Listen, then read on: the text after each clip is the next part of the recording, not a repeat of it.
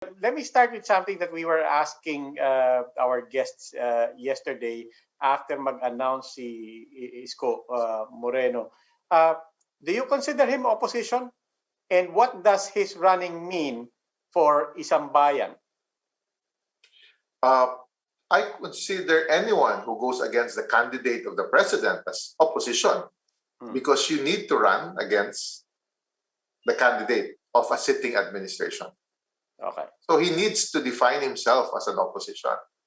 On the other question, Robbie, about Isang Bayan, at the end of the day, we can still find unity because everybody is simply announcing their interest to run. And we have until the first week of October to see who files actual candidacy. And the reality also that under our election laws, we allow substitution, in this case, up to November 15. So there's always a possibility of unity still, as we see people maybe announcing, projecting their interest, but now, who among them will give in or who will among them will support the other? Now, habang na the pressure, of course, is mounting on Vice President Leni Robredo. Recently, we talked to former Senator Sergio Osmeña. He was very blunt about it. Sabi niya, mababa eh. Sabi niya, gusto kong supportan din. Kaya mababa talaga yung numbers niya. Habang dumadami yung nag-a-announce, is that window closing? I mean, how much longer of a window does Vice President Leni Robredo have to try to stay or to reverse that narrative na wala na eh, nauubusan ka na ng oras? Maybe the narrative of Vice President Robredo is different. Because what I hear from her pronouncement is she wants to unite the opposition. So maybe first and foremost to her is not for her to run, but how can you bring the different parties together, maybe as an instrument of finding a common good, common interest among themselves, and build an opposition campaign. That's why I keep on emphasizing anyone who runs against the administration candidate is an opposition. If Vice President Robredo can help unite, lalo-lalo na nga, sabi nga ng mga batikadong senador natin, di ba? Mababa ang number. It's a reality of any election. Pero sir, at the same time, you are also looking at, well, in that case kasi, you are also looking at possible compromises. I mean, you're looking at the possibility of unified opposition with candidates who may have been allies of the president before in the last 5 years, whether it's Isko Moreno. It's the reality of our weak political party system. And the reality also that if you want to govern, you need to win.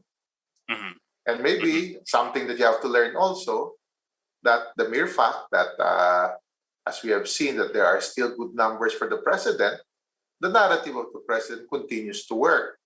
The only opportunity is that it seems not to be transferable totally to whoever that candidate is. So there is that opportunity.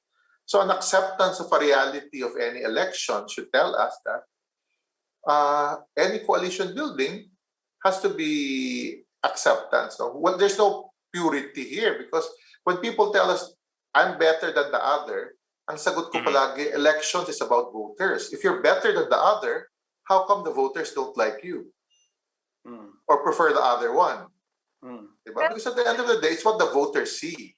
And we cannot, and the moment somebody answers me, mahina ang botante, sa akin, bastos naman tayo. Who are you to say that? So kaya nga, yan ang mahirap doon sa mga purists eh. What makes you say that you're better?